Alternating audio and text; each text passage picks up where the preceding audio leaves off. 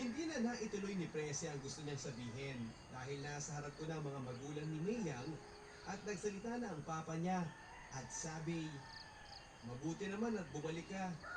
Ngayong malaki na ang anak mo kay Mayang. O, anak ko kay Mayang? Gulat kong tanong. Si Presi ang sumagot. Oo, Regen. At hindi mo maitatangging anak mo yon dahil kamukhang kamukha mo. Yung mga dimples mo na yan. Nasa pisngi din ni Rayan. Hindi nga, Presi. May anak ko. Yun. At kaya may blowout dito dahil first honor na naman ang anak ninyo ni Nita Subayang. At ang sinasabi nilang anak namin. Agad kong hinanap si Mayang noong makarating ako sa eskwela. Para akong tangang nagtatanong sa mga taong hanggang sa may makapagturo sa akin at sinamahan pa ako sa kinaroroonan nila. Ibang ligaya ang naramdaman ko noong makita ko si Mayang. Kahit naka-side ito, bahagyang tumaba, tumanda pero maganda pa rin. Mayang, sambit ko sabay kalabit sa balikat niya. Napalingon ito sa akin at nagulat. Regen, usal niya. Napangiti ako. Pagkabang luso ng bugo, tanong niya. Hindi na ako sumagot. Kinuha ko ang kamay ng bata at ang sabi ko, Namulaklak na. ikaw ba si Rian? Opo, sagot niya nung nakatitig sa mukha ko. Pwes, ako si Regen. Ako ang tatay mo. Noong mga estudyante na ng grade 3 na may honor ang pinatawag sa stage para gawa ng medals, ako ang inutusan ni Mayang na magsabit ng medal ng anak namin. At kahit nakakaya, ay napatulo talaga ang luha. Pagkatapos nila magkakasabay kami umuwi sa bahay ng parents ni Mayang. Nagsalo-salo kami ng blowout ni Rayan. After 2 days, sumakay kami ng bus. Ako, si Mayang at ang anak namin. Umuwi kami sa bahay ko pero after 1 month, bumalik kami sa bahay nila Mayang para magpakasal. Habang inaayos namin ang aming kasal, ay nagawa kong dumalaw kay Belen. Masungit pa rin at suplada, pero napapangiti na lang ako noon dahil ang totoong sadya ko sa kanila ay upang imbitahan sila sa kasal ko. Nagulat si Belen noon, pero nagawa kong ikwento sa kanya ang buong pangyayari. Ang sabi niya, tingnan mo nga naman Regen, no? Munti ka na naman ako mabiktima. Paano kung sinagot kita noon? Eh di nakapangasawa sana ako ng lalaking may anak na pala. Sabi niya, hindi sila dumating noong kasal ko pero okay lang. Ang mahalaga, masaya ako papadudot. Masayang masaya. May sarili na kaming bahay. Maliit lang, parang bahay-bahayan lang pero maayos naman. Kaya nga ngayon, ay nagtuturoan kami ni Mayang kung sino mag-a-abroad sa aming dalawa. Gusto niya umalis para daw ako mag-alaga naman kay Rayan. Pero pinipilit ko namang dapat ay ako ang mag-abroad dahil ako ang lalaki. Hindi, ako dapat para maranasan mo namang alagaan ng anak mo. Pilit niya, tapos ng kontrata niya. Okay lang sa akin ang ganun muna. Basta ang importante, masaya na ako. Imagine mo, may asawa at anak na ako. At sa sayang taglay ko, gawa ko pang isulat ang kwentong ito ng buhay ko upang malaman ng lahat kung paano ako kaswerte. Kaya sana papagudo ay mabasa mo naman itong sulat ko. Umaasa at nagpapasalamat in advance. Regen. Maswerte ka, Regen. Talagang God is good. Dahil hindi mo alam na habang naglalaro ka pala noon, isa sa mga napaglaruan mo ang nakatadhana pala sa'yo. Pagbutihin mo lang ngayon ang pagganap sa iyong responsibilidad bilang huwarang ama at asawa kay Mayang. At iwasan mo na ang maglaro dahil sa ilang bahagi ng buhay mo ay parang napatunayan mong totoo pala ang karma. Hindi man sa'yo tumalag pero ibang tao naman sa iyong pamilya ang lumasap sa kasalanan nagawa mo. Patuloy kang magmahal sa iyong pamilya and continue gratifying God para sa buhay mo ngayon. And we thank you very much for sharing your story po sa ating programa. Sa inyo din po mga kabarangay na patuloy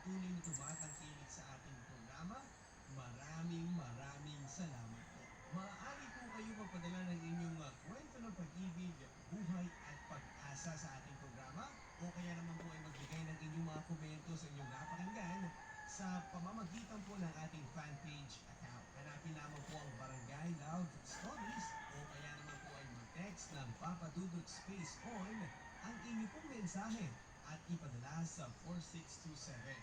Till next episode po mga kabarangay, ako po si Papa Dudut sa mga kwento ng pag-ibig, buhay at pag-asa sa Barangay Love Stories. Isa pong napakagandang araw at sa lahat po ng mga sumusubaybay sa inyong pong programa.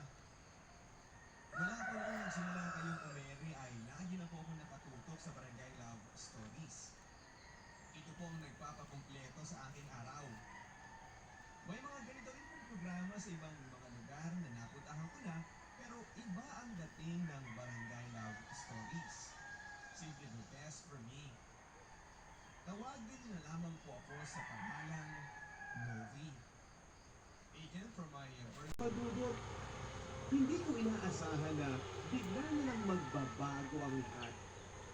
Lahat-lahat sa pagkatao ko, ang pananaw ko sa buhay, at pati ang mga gusto ko ay nabago. At ang pagbabagong ito ay naganap sa probinsya.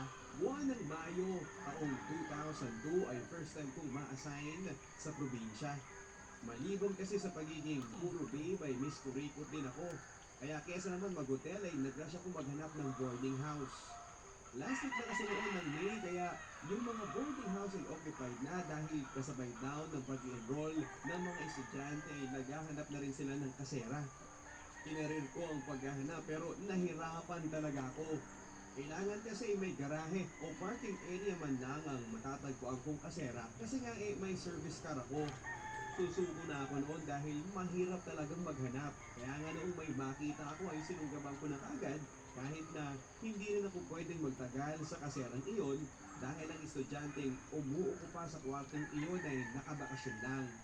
Kinuha ko pa rin ang kwarto kahit na 2 weeks lang akong titira. Kailangan ko na kasi talaga noon ng kwarto so okay lang na doon muna ako for 2 weeks at gagamitin ko rin para makahanap ako ng kasera habang doon ako tumutuloy. May 5 kwarto sa bahay, 2 sa baba, ang okupado ng mga may-ari ng bahay. Yung 3 ay nasa itaas at yun lamang ang pinauupahan. Matandang teacher ang nakatira sa kwartong nasa tabi ng banyo. Yung malapit sa hagdan ay sina Noemi at Eva.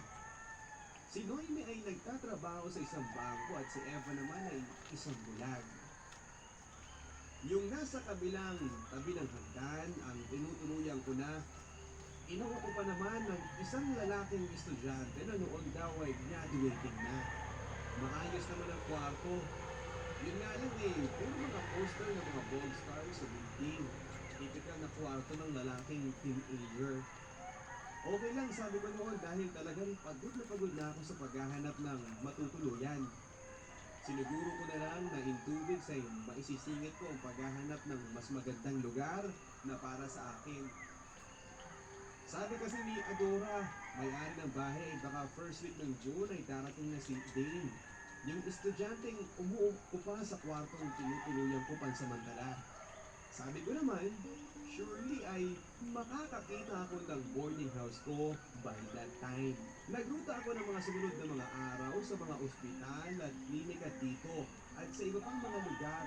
Pero isinisingit ko pa rin ang paghahanap ng kasera. Marami na akong napuntahan pero karamihan ay walang garahe o parking area man lang.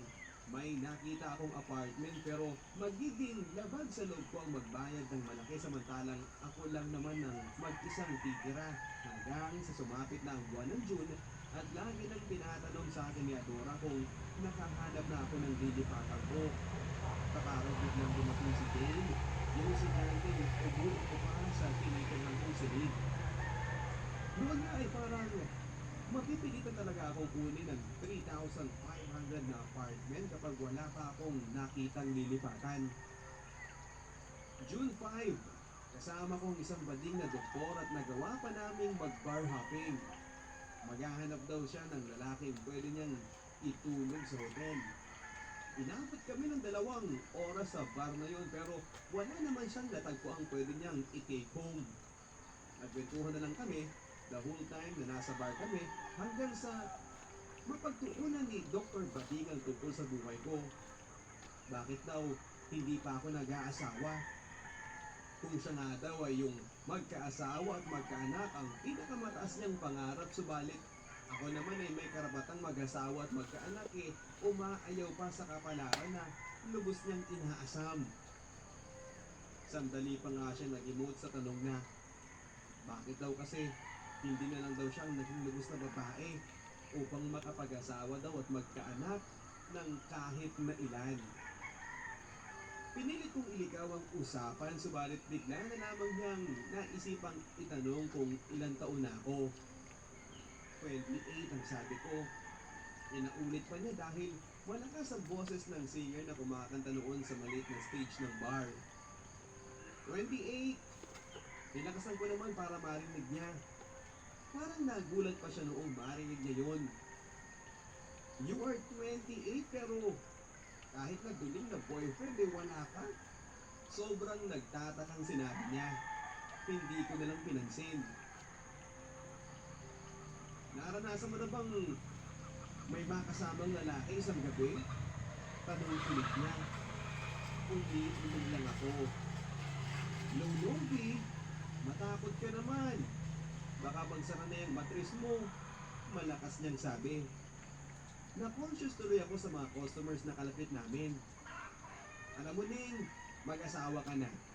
Baka isang umaga magising ka na huli na ang lahat. Mahirap pang mag-isa sa buhay ha. Umina ang tinig niya noon. Saka biglang tumayo at tinungo ang CR. Naagaw naman ang atensyon ko sa babaeng kumakanta. Chorus na noon ang kantang All By Myself na pinipilit niyang abutin ang beach sa kanyang pagpilit. Hindi ako na-impress sa pagkanta ng babaeng singer pero naapektuhan ako sa kanta. Tumungga ako ng beer. Humugot ako ng malalim na hinga. Nang dumating mula sa CR ang aking kaibigang doktor, napagod na ang mata ko sa panonood ng TV, o habang may ginagawa ako, bukas kagad ang radyo. And of course, sa pinakamasayang istasyon ako nakikinig para hindi ako ma-bored. Lately, nagkaroon po ko ng mahabang panahon din para isulat ang kwento ng buhay ko. Importante para sa akin na may bahagi ang story nito sapagkat naniniwala ako na kakaiba ang naging takbo ng buhay ko.